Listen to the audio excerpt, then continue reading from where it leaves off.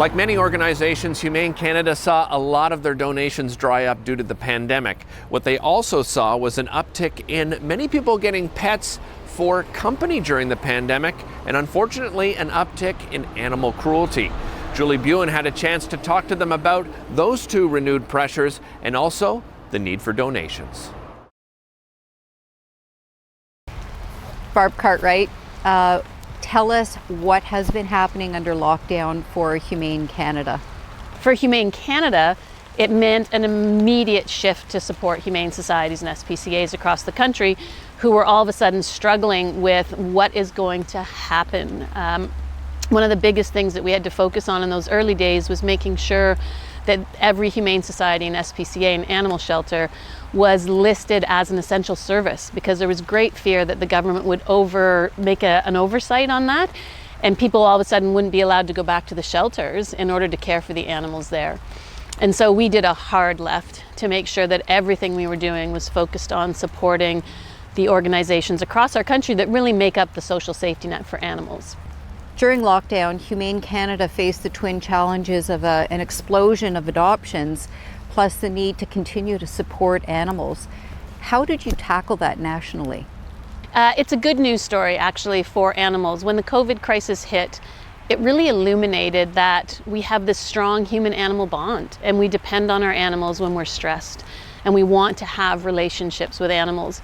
And so we saw, I like the twin challenge that you referenced. We went through two things. One was, in order to empty the shelters and make space for social distancing in shelters, as well as the expected relinquishment of animals, our humane societies and SPCAs put out the call and asked their communities to foster every animal in their shelter. And we saw fostering go up by 70% in Canada, which is amazing. So Canadians really heard the call and they brought these animals in. And I think it served such a dual purpose because it gave them something to focus on during this crisis. And then they started doing virtual adoption. So all of a sudden, foster parents became the adoption counselors and brought people into their homes via Zoom in order to meet an animal and then adopt it. Also, we saw adoption increase, depending on where you were in the country, between 20 to 60%. People are still bringing new animals into their homes because it was the right time and it felt good. And people who were not home before, now were home so they could take care of their animals. The interesting thing is, of course, we had criticism. Is this going to then be that people are just going to surrender them in a couple of weeks? And we have absolutely not seen that. So people are holding on to their COVID puppies and their COVID kittens. And we'll keep our eye out to see how it goes once people start to go back to work even more. But I think it's a good thing. I think it's good for shelter animals. I think it's good for people especially who are alone or need more interaction with another being. There's a great partnership there, and the human-animal bond is strong in Canada. One of the key activities for Humane Canada, of course, is fundraising on a national level. How have you reimagined that, and what does it look like going forward? Well, the first thing is that we are really grateful for our donors, because our donors are long-term committed and they haven't left us. They're still there. They understand the need to protect animals even more right now. And so we're grateful for them. But one of the programs that I'm really excited about that we're actually fundraising for right now, is we want to see a national pet food bank opened up. Following the next phase of this crisis, we're going to see increasing economic despair in Canadians. And I can't even imagine how it would feel to have to consider surrendering my animal because I could no longer buy food. And while we do have food banks for humans in Canada, it's more rare to find a food bank for your animal.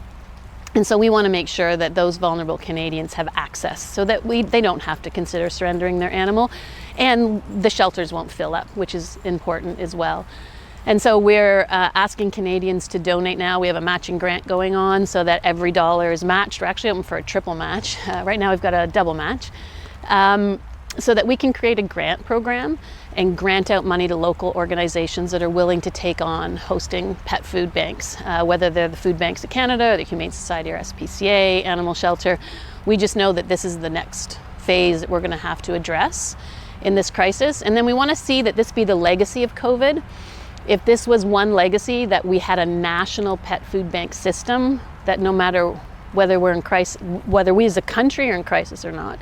Any individual that's vulnerable and needs access to food or harnesses or cat litter can get it so that they can stay with their loved one. We know how important that relationship is.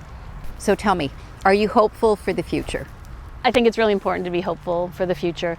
There's a lot of issues going on in our world, whether it's in our own country or other countries, but COVID is showing us just how much we can pull together, how adaptable human beings are, how compassionate human beings are, how great Canadians are. And so we have to get through this rough patch, for sure. But we're going to build back not only better, but if we have our way, we're going to build back more humanely. So how can we not be excited and hopeful for that? This is that opportunity.